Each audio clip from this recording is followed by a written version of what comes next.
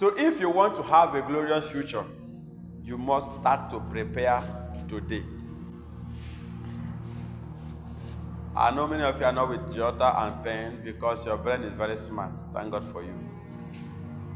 But of course, you should know that the shortest pen is better than the longest memory. One of the things you must learn as someone who is ready to learn is that you must not play with your jotter and your pen. Before I go into the main teaching, let me tell you that idea rules the world. All right? What rules the world? Money doesn't rule the world. What rules the world is idea. Money works for idea. And idea comes once in a while. And when you get idea, the best way to save idea is to jot it down. All right? So when idea comes, as I'm speaking to you, God will be dropping inspirations. And you can build on it to have a great future. If you want to build a glorious future, it always begins with one important step. The first step to build a great future is to see the future. Napoleon Hill will always say in his book that whatsoever is conceivable is achievable. All right? Whatsoever is conceivable is what? Achievable. So you must conceive a great future first. One of the signs of a good and great vision is that it looks unachievable, but you have to see it. You are not seeing yourself with the mirror of people's opinion, all right? Not with what people are saying, because we are spiritual beings. We are what? We are spiritual beings. God brought us here. We came from heaven. And many of you don't understand. We are not ordinary people. Human beings are special species brought by God. So God sent us here and didn't send us here for nothing. All right? God brought us here for a specific assignment. And you cannot understand that assignment without that same God that brought you. So you may need to do what? Find who you are through that God who sent you. It will be easier for you to know yourself if you know your God. What did I say? If you can find your God, it will be easier to find yourself. You cannot find yourself if you have not found God. You'll be confused. Because God will help you find yourself. God will help you find yourself. So one of the most important things you should do is to find out who you are. If you want to build a great future, because God has brought all of us here for a great assignment. So if you want to build a great future, you should be careful enough to know how you live your youthful life. You should be careful enough to know how you live your academic life. You should be careful enough in your relationship life. Because by the time you come to the limelight, people will start doing research over your life. They will bring your past record.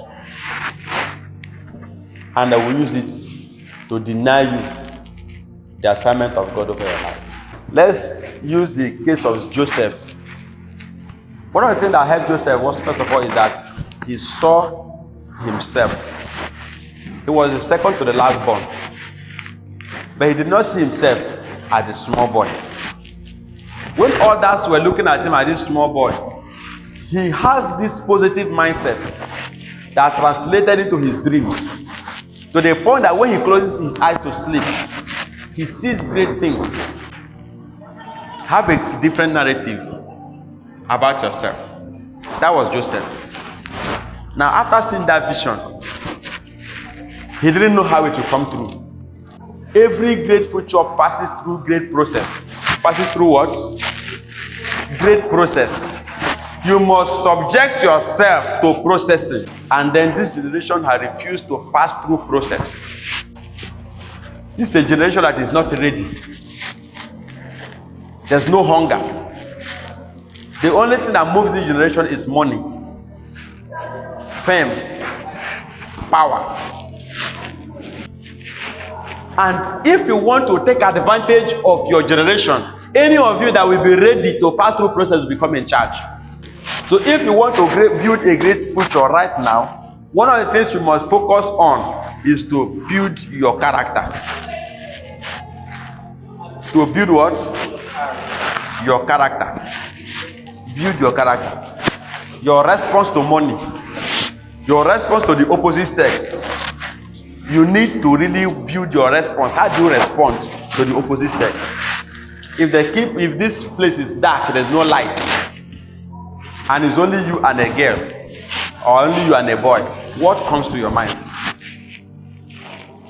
Can you be free, sincere, open, and righteous even in a dark environment? Or will you say, thank God this opportunity, let's just do small, let's just touch? Will you take advantage of the dark environment to do small kissing? Do you understand what I'm saying? You must build reputation now. Build character on how you respond to money. If they give you money now, what comes to your mind? Let me use it, later I will replace it. Later I will replace it. Is this how your life is built? You are going to crash soon. How do you respond to power? They give you position.